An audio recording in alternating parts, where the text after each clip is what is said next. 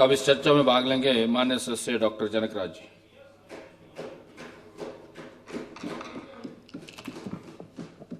धन्यवाद सभापति महोदय, आपने मुझे बजट अनुमान 2026-27 की सामान्य चर्चा में भाग लेने का मौका दिया। सभापति महोदय, मैं आज यहाँ हिमाचल के भविष्य की पीड़ा को व्यक्त करने के लिए खड़ा हुआ हूँ। सभापति महोदय, ये बजट वित्तीय संकट, आर्थिक कुप्रबंधन और अंधकारमय भविष्य का प्रशस्ति पत्र है। सभापति महोदय, एक बात कहूंगा, बोली मीठी है सरकार की, भीतर कड़वा जाल। बोली मीठी है सरकार की, भीतर कड़वा जाल। जनता पूछे आज ये कहां गया खुशहाल। सत्ता में जो बैठे हैं गाते अपने गीत, सत्ता में जो बैठे हैं गाते अपने गीत। जन जन रोवे हाल पर, किससे कहे वो अपनी पीर। सभापति महोदय, हमने राज्यपाल जी के अभिभाषण की चर्चा में भी कहा था कि ये सरकार जनजातीय लोगों की अनदेखी कर रही है। मैं स्पष्ट तौर पर कहना चाहूंगा, सरकार के जनजातीय मंत्री बहुत तेज तरार हैं, सरकार के पक्ष के लिए हमेशा लड़ते रहते हैं। मेरे चुनाव क्षेत्र को तो छोड़ो, इस बजट ने तो जनजातीय मंत्री को अपने चुनाव क्षेत्र में जाने लायक भी नहीं छोड़ा है। सभापति महोदय, ट्राइबल क्षेत्र के लिए एक भी योजना नहीं है। एक पहल योजना का जिक्र है, मैं उस पर कैसे विश्वास करूं? क्यों? क्योंकि जो पिछले बजट में कहा गया था, जब वो ही पूरा नहीं हुआ है, तो जो इस बजट में कहा गया है, मैं उस पर कैसे विश्वास करूं? सभापति महोदय, और मैं एक बात कहना चाहूंगा, मैं गद्दी समुदाय से आता हूं, तो क्या गद्दी समुदाय केवल क्या भेड़ बकरी पालन तक ही सीमित है? आज गद्दी समुदाय के लोग देश विदेश में विभिन्न क्षेत्रों में अपने हिमाचल का, अपने समुदाय का नाम ऊंचा कर रहे हैं। मुझे बहुत दुख के साथ कहना पड़ रहा है, इस बजट में मात्र केवल गद्दी समुदाय के लिए एक पहल योजना का नाम देकर एक लॉलीपॉप थमा दिया गया है, जो जब वास्तविकता में उतरेगा तब की बात तब देखी जाएगी। सभापति महोदय, मैं कुछ बातें जो इस बजट के एनालिसिस पे उस पर कहना चाहूंगा। नेट एक्सपेंडिचर से पहले में नेट रिसीट जो 2026-27 की हैं वो है 40,389 करोड़ रुपया, जो पिछले वर्ष के मुकाबले 16% कम है। जिसका मतलब यह है कि हिमाचल अब और गरीब हो जाएगा। और ये बजट अनुमान में जो आपने दर्शाया है, आपके पिछले वर्ष के आंकलन के हिसाब से 12% अधिक खर्चा जो है वो आपने रेवेन्यू एक्सपेंडिचर पर किया है, और कैपिटल आउटले के लिए आपने 3,090 करोड़ इस बार के बजट में प्रस्तावित किया, जो पिछले वर्ष के मुकाबले 70% कम है। इसका स्पष्ट मतलब है कि हिमाचल में विकास रुक गया है, हिमाचल में अब विकास नहीं होने वाला। जो सड़क टूटी है वो टूटी रहेगी, जो बिजली का पोल टेढ़ा है वो टेढ़ा रहेगा। जो असुविधा लोगों को हो रही है, लोग उसी असुविधा में रहने वाले हैं। आपने इस साल के बजट में सैलरी में जो पिछले वर्ष प्रपोज किया था, आपने 16,635 करोड़ प्रपोज किया था, पर आपका रिवाइज्ड एक्सपेंडिचर हो गया 42,170 करोड़, जो लगभग 153% अधिक था आपके आंकलन से। मैं पूछना चाहूंगा, कौन वो अर्थशास्त्री हैं जिनके ये आंकलन इतने 100% से 5-10% वेरिएशन एक्सपेक्टेड है, होती है, परंतु 153% वेरिएशन। फिर अब मेरे से पहले के वक्ता ने कहा कि हिमाचल ग्रामीण है और हिमाचल की ग्रामीण अर्थव्यवस्था है, गांव में लोग रहते हैं। इस बार के बजट में तो आपने ग्रामीण और रूरल डेवलपमेंट के लिए तो बजट कम कर दिया। और एक बात कहूं, ये बार बार कहते हैं कि केंद्र सहयोग नहीं कर रहा। ये बजट में ही मेंशन्ड है कि 48% रेवेन्यू जो है वो हिमाचल प्रदेश अपने संसाधनों से जुटाएगी और 52% रेवेन्यू वो केंद्र सरकार की विभिन्न विभिन्न योजनाओं में आएगा। सभापति महोदय, जब आगे चलें तो कुछ बातें मैं अपने चुनाव क्षेत्र के संदर्भ में कहना चाहूंगा। मेरे वहां पर एक सीएससी चूड़ी है, भवन जर्जर हो चुका है, एक चिकित्सक है और पिछले अनेकों वर्षों से वहां दंत चिकित्सक का पद खाली है। सीएससी होली में डॉक्टर्स के अधिकतर पद खाली हैं, स्टाफ नर्सेस के पद खाली हैं। सीएससी भरमौर में डॉक्टर्स के 10 पद खाली हैं। पांगी में भी इससे भी बदतर हालात है। पीएससी जगत मांदा में स्टाफ की कमी है और हालात ये हैं कि पांगी में गर्भवती महिलाओं को या बीमार व्यक्तियों को अपना एक अल्ट्रासाउंड करवाने के लिए या तो जम्मू जाना पड़ता है या तो 200 किलोमीटर 150 किलोमीटर दूर कुल्लू या मंडी या नेरचौक तक आना पड़ता है। भरमौर में भी परिस्थितियां ये हैं, महिलाओं को, बीमार लोगों को 100-150 किलोमीटर एक अल्ट्रासाउंड करवाने के लिए ट्रैवल करना पड़ता है। सभापति महोदय, कुछ बातें मैं पिछले बजट से करना चाहूंगा क्योंकि जो इस बजट में कहा गया है वो पूरा होगा कि नहीं होगा वो बातें तब मैं मानूंगा जब पिछले बजट की कुछ बातें मैं आपके समक्ष कहना चाहूंगा। मत्स्य पालन को इस बजट में केवल देहरा और नदौन तक सीमित कर दिया कि पूरा हिमाचल अब देहरा और नदौन जाएगा मछलियां पकड़ने, और जगह के मत्स्य पालन नहीं है। और मेरे जनजातीय लोगों को आपने राजीव गांधी स्वरोजगार योजना का कोई लाभ नहीं दिया। मेरे लोग भी राजीव गांधी जी के बारे में जानना चाहते हैं, क्यों आपने उनसे राजीव गांधी जी का नाम छुपा के रखा है। वहां पर भी किसी व्यक्ति को लाभ दें। और मैं पूछूंगा सरकार से और सरकार के सब प्रतिनिधियों से कि इन 3 वर्ष 3 महीने के कार्यकाल में आपने कितनी डीपीआर, कितने प्रोजेक्ट केंद्र सरकार के पास भेजे जो स्वीकृत नहीं हुए। आरोप लगाना तो बहुत आसान है, यहां सदन में बैठ के चर्चा करना बहुत आसान है, परंतु हिमाचल के हितों के लिए कितनी बार कितने प्रोजेक्ट आपने, मैं चाहूंगा कि सरकार जब बजट पर जवाब दे तो इस बात का भी विशेष उल्लेख करे। सभापति महोदय, पिछले बजट में, हालांकि मेरे से पूर्व के वक्ताओं ने इस विषय को कहा है, लिखित है पॉइंट नंबर 21 पे 31 मार्च 2026 तक हिमाचल ग्रीन स्टेट होगा। अभी 7 दिन है, क्या पता 7 दिनों में कोई कायापलट हो जाए। पॉइंट नंबर 31 में कहा था कि भेड़ पालकों के माइग्रेटरी रूट्स को जीपीएस टैग किया जाएगा, जो शायद इस बार भी है। जब मैंने इन बजट बुक को पढ़ा, देखा, तो मुझे काफी कुछ चीजें ऐसी लगी जो पिछले बार के कट कॉपी एंड पेस्ट है। जो पिछली बार भी कहा गया था वो सेम इस बार भी रिपीट किया गया था। बूल फेडरेशन के लिए 50 लाख रुपए देने की घोषणा हुई थी। मैं चाहूंगा कि बजट का जब जवाब आए तो उसमें इस बात की चर्चा हो। फिर कहा गया था कि निवेशकों को बुलाया जाएगा, पॉइंट नंबर 64 पे 3 स्टार 4 स्टार 5 स्टार होटल खोले जाएंगे। कितने निवेशक आए आप बताइए। जो निवेशक हिमाचल में थे उल्टा वो भी भागने लगे अब तो। फिर एक बात कही गई, धार्मिक पर्यटन में हम प्रथम चरण में चिंतपूर्णी, दियोटसिद्ध इनका उद्धार करेंगे। अगर मैं सरकार से आग्रह करता हूं, अगर सरकार ने अपना पहला चरण उठा लिया है तो दूसरे चरण में भरमौर के 84 मंदिर, त्रिलोकीनाथ मंदिर और जो ब्रजेश्वरी मंदिर दूसरे चरण में जो आपने सुधार करने का वायदा पिछले बजट में किया था, कृपया करके उसको करें। सभापति महोदय, हमने बार बार पर, एक बार नहीं अनेकों बार, अनेकों बैठकों में मणिमेश यात्रा को प्रसाद योजना में डालने के लिए आग्रह किया। अभी 4 महीने बाद फिर से मणिमेश यात्रा शुरू होने वाली है। पिछले वर्ष के अनुभवों से भी हमने कुछ नहीं सीखा है। इस बार भी हमने अभी तक कोई तैयारियां उस पर नहीं की हैं, ना ही उसका कोई कहीं इस बजट में। मैंने पहले भी कहा है, हिमाचल की सबसे बड़ी धार्मिक यात्रा है जो एक शॉर्ट ड्यूरेशन में चलती है, उस यात्रा के लिए कहीं कोई उल्लेख नहीं है। मैं तो आग्रह करता हूं सरकार को और सरकार के सब प्रतिनिधियों को आमंत्रित करता हूं, 84 मंदिर आए, दर्शन करें, भोलेनाथ का आशीर्वाद लें। नुआड़ा मैं लगा दूंगा। सभापति महोदय, यहां बार बार एक बात कही जाती है कि आर्टिकल 275 कॉन्स्टिट्यूशन ऑफ इंडिया हमें रेवेन्यू डेफिसिट ग्रांट। मुझे लगता है शायद इन लोगों ने इसको गलत तरीके से पढ़ लिया है, क्योंकि रेवेन्यू जो आर्टिकल 275 है उसमें विशेष तौर पर 2 लाइनें मैं पढ़ना चाहूंगा।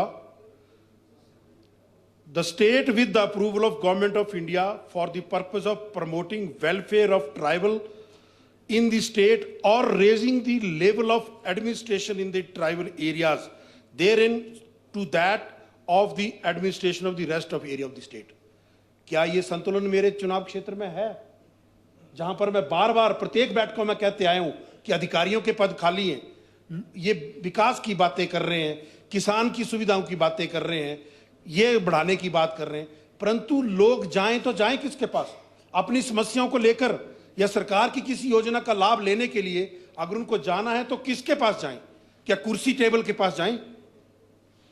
सभापति महोदय, मुझे बहुत दुख के साथ ये कहना पड़ रहा है, किसी भी सरकार की, वो चाहे ये वर्तमान सरकार है, चाहे पूर्व की सरकारें हैं, चाहे केंद्र की किसी भी राज्य की सरकार है, जब भी सरकार कोई अव्यवहारिक चुनावी लोक लुभावनी घोषणाएं करती है तो उसका सबसे ज्यादा नुकसान हम जैसे पिछड़े चुनाव क्षेत्र के लोगों को उठाना पड़ता है। उसमें चाहे भरमौर है, चाहे पांगी है, चाहे किन्नौर है, चाहे लाहौल स्पीति है, क्योंकि विकास के लिए पैसा नहीं बचता है, कैपिटल आउटले के लिए आपके पास कोई पैसा नहीं बचता, जो आज हमारे साथ हो रहा है। और जो परिस्थितियां स्वास्थ्य विभाग में आज हैं, मैं स्पष्ट तौर पर कह रहा हूं, आज हिमाचल का एक गरीब आदमी अपना जेवर, अपना घर, अपनी जमीन गिरवी रख के इलाज करवा रहा है।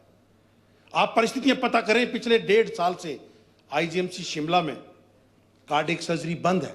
कभी किसी ने पूछा क्यों बंद है?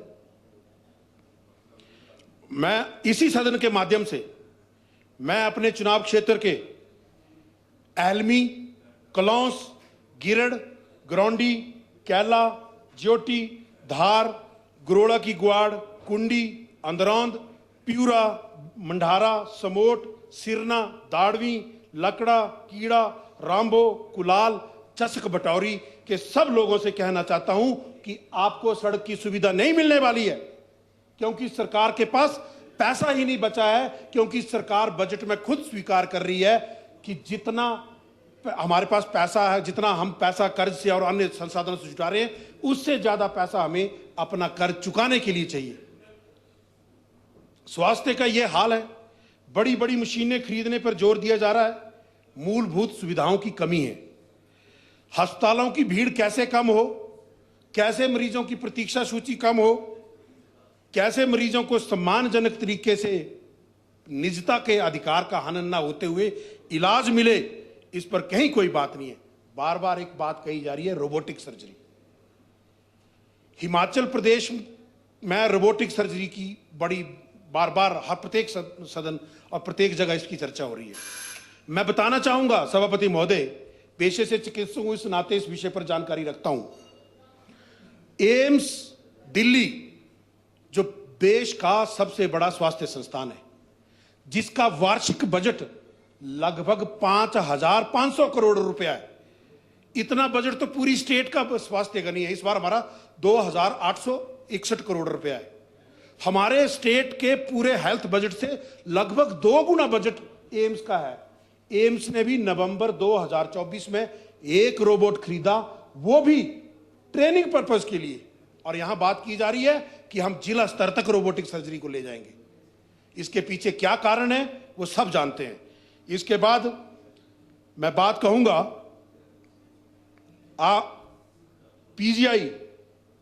पीजीआई चंडीगढ़ में अभी एक कुछ महीने पहले ही रोबोट लिया गया यूरोलॉजी सर्जरी के लिए, और पीजीआई ने एक पॉलिसी बनाई कि हम मेक इन इंडिया प्रोडक्ट लेंगे।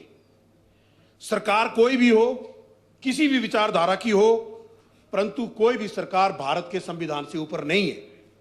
जब तक हम मेक इन इंडिया का, भारत की आत्मा का सम्मान नहीं करेंगे, तो हमें यहां पे बार बार जय हिंद कहने की आवश्यकता नहीं है, क्योंकि हमारी कथनी और करनी में क्या अंतर है वो स्पष्ट तौर पर हमें दिख रहा है।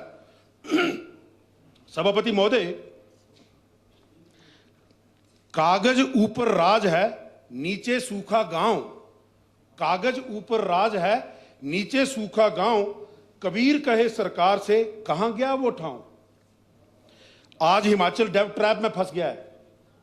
विकास के लिए कोई पैसा नहीं है, और विकास से तो सरकार को इतनी नफरत हो गई है कि विकास नाम के लोगों को धक्के लगा दिए जा रहे हैं। अभी कुछ दिन पहले एक पत्रकार को धक्का लगा दिया गया था। आज सरकार स्वयं स्वीकार कर रही है, ये मैंने पहले भी कही ये बात, कि हमारी आमदनी से ज्यादा पैसा हमें कर्ज के मूलधन और ब्याज चुकाने में लगेगा।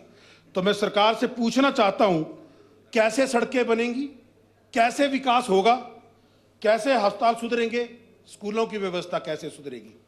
मेरे से पूर्व के एक वक्ता ने कल कहा, इस तरफ ध्यान गया तो मुझे बात याद आई कि कोरोना काल में डॉक्टर्स ऐसे फेंकते थे। मैं स्पष्ट तौर पे कहना चाहूंगा, अगर आज हम लोग जिंदा हैं तो उन्हीं डॉक्टर्स की वजह से जिंदा है। डॉक्टर्स के प्रति ऐसी अपमानजनक टिप्पणी ये स्वीकार्य नहीं है। मैं चाहूंगा कि रिकॉर्ड में संशोधन कर लिया जाए। सभापति महोदय, आज की परिस्थितियों में हिमाचल सरकार के पास दो रास्ते हैं। पहला आर्थिक अनुशासन, दूसरा राजनीति। और मुझे बहुत दुख के साथ कहना पड़ रहा है, हिमाचल सरकार ने ऐसे संकट के समय में भी राजनीति को चुना और हिमाचल के भविष्य को अंधकार में धकेलने का प्रयास किया। इतिहास के कंधों पर सवार होकर आप हिमाचल के भविष्य, उज्जवल भविष्य, युवाओं के उज्जवल भविष्य की चिता जो जला रहे हैं, उसके लिए हिमाचल आने वाले समय में आपको माफ नहीं करेगा। 3 वर्षों से अधिक समय से युवा नौकरी के इंतजार में आयु सीमा को पार कर रहे हैं। एक और चीज मुझे इस बजट में नहीं पढ़ने को मिली, अति गरीब। मैं सरकार से विशेष तौर पर, जब सरकार जवाब देगी, मैं पूछना चाहूंगा कि ये अति गरीब की परिभाषा क्या है। क्या सरकार ने कोई गरीब और अति गरीब में कोई मानदंड तय किए हैं? अगर वो तय किए हैं तो वो सार्वजनिक किए जाएं, या वहां पर गरीबों में भी पिक एंड चूज किया जाएगा? ये स्पष्ट करे सरकार अपने जवाब में। सभापति महोदय, एक यहां पर बात हुई कि तनख्वाह को काट दिया जाएगा, किसी की 30%, किसी की 50%। बहुत वाहवाही हुई, कई लोगों ने धन्यवाद किया, कई लोगों ने बड़ा अच्छा बोला। मैं स्पष्ट तौर पे कहना चाहूंगा, 28 फरवरी 2021 को माननीय सुप्रीम कोर्ट की एक इस बारे में गाइडलाइन आ चुकी हैं। Supreme court retreat salaries and pension are rightful entitlement of government employ, appropriate interest must be paid for the delayed payment। यहां कुछ लोगों ने कहा कि सैलरी को रोका नहीं है, काटा नहीं है, थोड़ी देर के लिए डिले किया है। तो यह भी मैं पूछना चाहूंगा, क्योंकि सारे लोग इतने अमीर नहीं है, लोग इंतजार करते हैं 6 महीने बाद मेरा डीए बढ़ेगा। कईयों ने लोन की किस्तें देनी है, कईयों ने बच्चों की पढ़ाई की फीस देनी है। 6 महीने बाद जब सरकार इसको पे करेगी तो क्या इंटरेस्ट के साथ पे करेगी? मैं पूछना चाहूंगा। और क्यों आपकी ऐसी लोक लुभावनी अव्यवहारिक चुनावी घोषणाओं का कर्ज ये हिमाचल के कर्मचारी और अधिकारी उठाएं? क्या ये आपने जो घोषणाएं की थी, इनके हिमाचल के अधिकारियों और कर्मचारियों की सहमति से की थी?